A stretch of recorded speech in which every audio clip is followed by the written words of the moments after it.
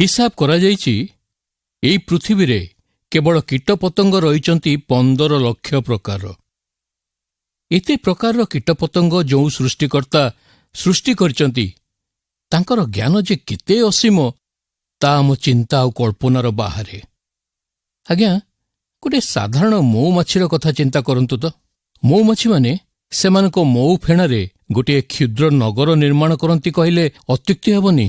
ସେହି ଫେଣା ଭିତରେ ରହିଥାଏ କେବଳ ମହୁ ଭଣ୍ଡାର ପାଇଁ 10,000 କୋଠରୀ ଏବଂ ନବଜାତ ମହୁମାଛିଙ୍କ ପାଇଁ 12,000 କୋଠରୀ। ଏହା ବ୍ୟତୀତ ରାଣୀ ମହୁମାଛି ପାଇଁ ରହିଥାଏ ଏକ ବଡ଼ ଆଉ ବିଶେଷ କୋଠରୀ।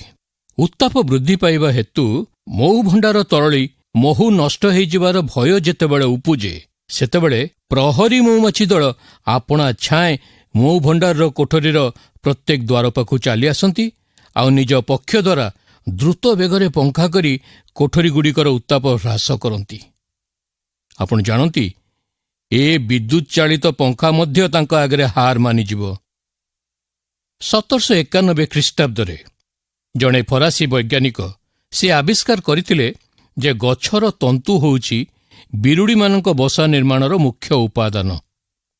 ଏହି ଆବିଷ୍କାର ଫଳରେ ଗଛ ତନ୍ତୁରୁ କାଗଜ ତିଆରିର ସୂତ୍ର ମଧ୍ୟ ଆବିଷ୍କୃତ ହେଲା। ଗଛ ତନ୍ତୁରୁ ଯେ ଏତେ କଥା ହେଇପାରିବ, ସେ କଥା ମଣିଷକୁ ଅଜଣା ଥିଲେ ମଧ୍ୟ ସୃଷ୍ଟିର ପ୍ରାରମ୍ଭରୁ ଈଶ୍ୱର ବିରୁଡ଼ି ମଧ୍ୟରେ ସେହି ଜ୍ଞାନ ଦେଇଥିଲେ। ଏହି ପ୍ରକାର ଲକ୍ଷ ଲକ୍ଷ ଆଶ୍ଚର୍ଯ୍ୟ ବିଷୟମାନ ଏହି ପୃଥିବୀରେ ରହିଛି।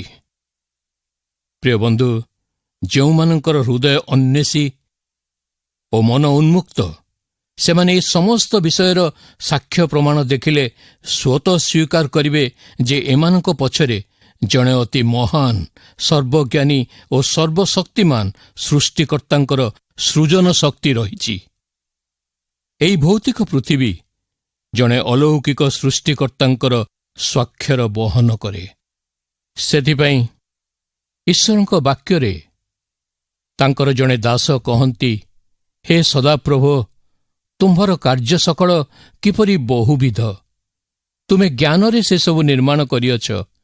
ପୃଥିବୀ ତୁମ ସମ୍ପତ୍ତିରେ ପରିପୂର୍ଣ୍ଣ।